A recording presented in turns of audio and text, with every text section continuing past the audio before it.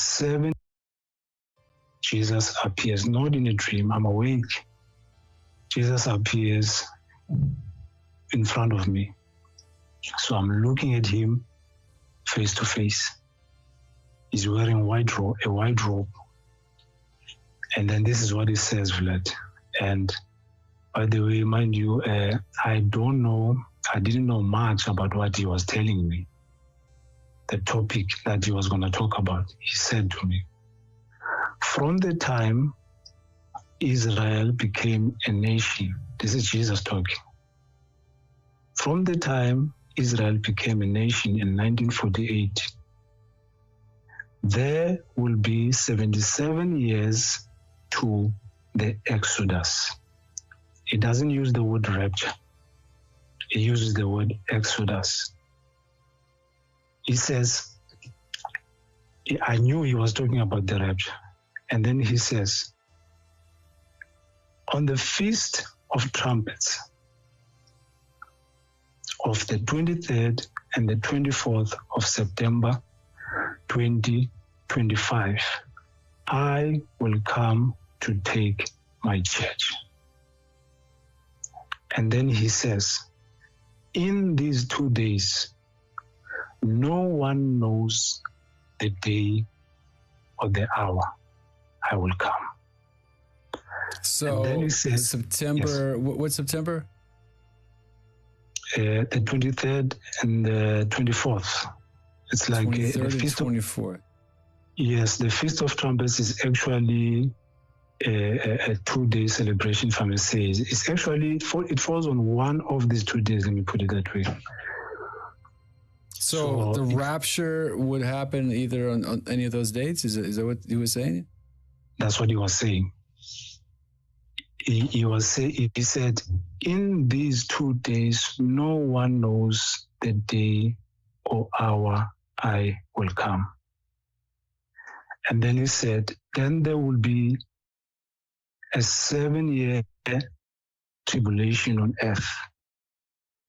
And then he said, then on the 15th of September, on the Day of Atonement, that's a feast. On the Day of Atonement, on the 15th of September 2032, will be my second coming to earth as king. After saying these words, sorry? Go ahead. No, go ahead. After saying these words, he disappeared. And I was left amazed because I didn't know much about the rapture, the second coming, tribulation. The last thing in that moment that I knew, that I could remember, is that when I was a youth beginning to be a Christian, a pastor did explain that there will be in the future some tribulation that will happen and Christians will go through it, and that's all I knew. I didn't know there was a plan of escape. I might have heard about it here and there, but I really couldn't understand the concept of rapture until this moment. Because from this moment that Jesus appeared and said this to me, I then went deep to study, to research, to find out exactly what is the rapture that the Lord was talking about. I even started to research about the feasts, the Feast of Trumpets, the Day of Atonement. Like I began to learn, and I started to learn even that they are actually 7, and God had already fulfilled, Jesus had already fulfilled 4 of them. Passover, unleavened bread, first fruit, and Pentecost, and now 3 are left. So then the next coming one that he will fulfill is the Feast of Trumpets, Day of Atonement, and Tabernacles. I didn't know all of these things. I had to then study from this moment.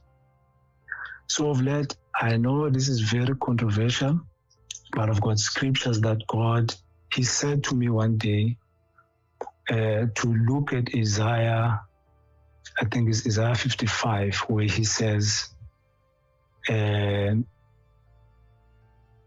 I forgot this scripture. It says, no word will leave me and come back to me void.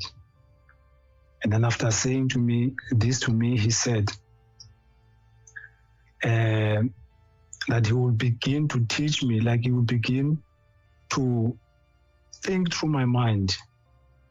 I'm not God, but he would then put thoughts in my mind. He would then speak to me so that I could understand more about the subject.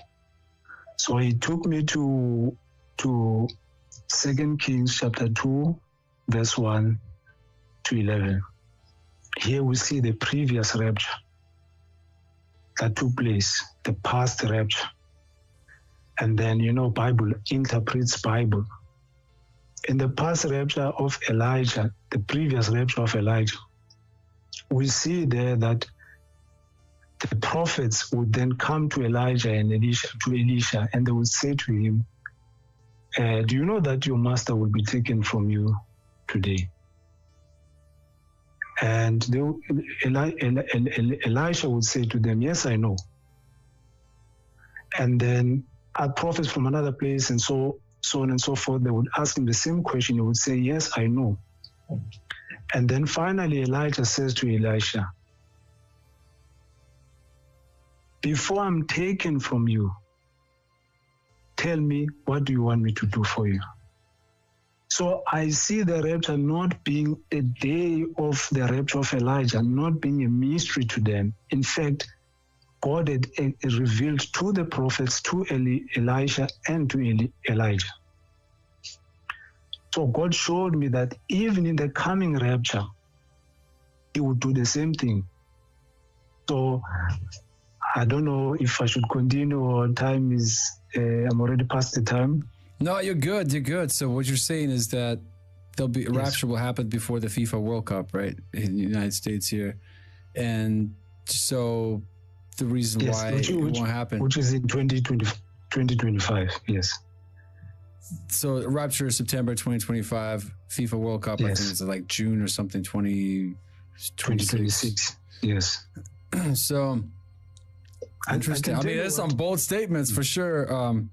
Yes, I know how controversial this topic is. Yes, I know. People will definitely will have some things to say in the comments, but interesting. Okay, go on. I just interrupted you. I'm sorry. Keep going. Okay. I'll tell you what he meant when the reason why he told me about the World Cup. So what God was saying to me, because after the rapture, life would seem, because if you look at 1 Thessalonians chapter 5, from verse 1 to 4, I think from verse 5, from verse 5. So people will shout peace and security, and while they are shouting that in the world, destruction will take over the world. So after the rapture, when the Antichrist steps in, he would then, with charisma, convince people that there will be peace, that things will be okay. So I don't know for how long that will last, but what God was saying to me that by 2026, June, the world will be a mess. It will be destroyed. In other words, there will be so much chaos and destruction that they will not be able to hold the World Cup. So if I may go to this scripture, Matthew 24:36, people will say, no one knows the day or the hour. I mean, I've looked it up. I know what the Lord told me, but I've looked it up, even a simple Google, where it explains, some explanations. They say that no one knows the day or the hour is actually a Hebrew idiom. It's a Hebrew idiom. In other words, it's a Hebrew idiom for the Feast of Trumpets. So what Jesus was saying there is that he would come, he would come to fetch his bride or the church in the Feast of Trumpets. And if you go to 1 Corinthians chapter 15, verse 51 and verse 52, Paul actually is agreeing with Jesus because Paul talks about the last trump. Now, many people, when they see the last trump, they run to Revelations and they say, this is the last trump, the seventh trumpet, the angels will sound in the tribulation. And this is not true. The last trump is actually, in the Feast of Trumpets, they will then blow the trumpet 100 times, 99 times, and there was this one last one, and it is called, the last blow is called the last trump. So what Paul is saying is actually in agreement to what Jesus is saying, because Jesus is saying, no one knows the day or the hour. But the interpretation there is that is the Feast of Trumpets, because that is the feast when no one knows the day or the hour. That's why it is celebrated on 2 days. It's actually 1 day, but there is 2 days because they never knew, like those who used to observe the new moon to see on which day it would fall. They put 2 days so that they could first confirm that the new moon is going to fall on the first one, or the first day, or the second day. Then they would celebrate the Feast of Trumpets. So it's actually a feast called no one knows the day or the hour, but everybody just takes it literally the way it is and just say, no one knows the day or the hour. If you look at 1 Thessalonians chapter 5, verse 1 to 4, Paul says to the Thessalonians, it is not necessary for you to know about the times and the dates of the day of the Lord. And I can say, when he says it's not necessary, he is talking to that church, because the day of the Lord would actually occur 2,000 years later, or almost 2,000 years later. So it was an event that was hidden to them, but that would be revealed to the end church. Because you see there, I think it's verse 4, Paul says, that day will not be a surprise. It will not surprise believers like a thief. It will surprise those who are in darkness, but those who are in the light, I do not surprise them. If you look at Hebrews chapter 10, verse 25, there the book of Hebrews say, gather together, do not neglect gathering together, all the more as you see the day approaching. And I put it to you, it is not a random day. It's a day that people would literally see that day is approaching. Because there it's talking about the coming of the Lord. And you look at Joel 2, let me go to Acts chapter 1, verse 6 and 7. Jesus tells the disciples, they're asking, are you going to be at this time, king of Israel? And he says to them, it is not for you to know the times that the Father has set. And then the following verse after that, he says to them, you go throughout from Israel throughout the world of the gospel. So in other words, even them, because the event would occur 2,000 years later. So that event, about the times, the revelation will be given, because if you even look at the book of Daniel, Daniel is told, after being given end-time revelation, he's told to seal the revelation. In other words, he's been told this will be sealed until the time of the end. So there will be a revelation that would come to the end-time church in the time of the end. So the 12 disciples, Jesus is saying to them, your role is to be my witnesses in the world of the gospel. But in the times when I will come and be king in Israel wouldn't be your concern. And can I make an example, if I may? I don't know if this is going to be allowed. In 2019, I was watching TV and I saw a man from America, and I don't agree with all his teachings, but there's one thing. His name was Tom Horn. I think he spoke about the wormwood prophecy, and he said that 2029, this asteroid has been located. I mean, he's saying it will hit Earth in 2029. Then he counted back 2.5 years because he believed that that would happen. Revelation 8, which is the asteroid, would happen in the middle of the tribulation. So he then says he counts 3.5 years back and it lands in 2025.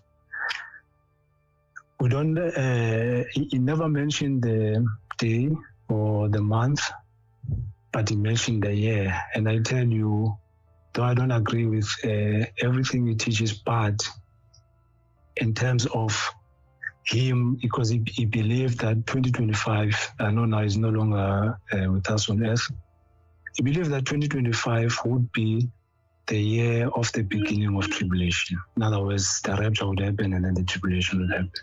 And that man was right. So my last. And then he brings the answer. And then he says to me, days from now, literal days, not months, days from now, I'm going to come to rapture the church.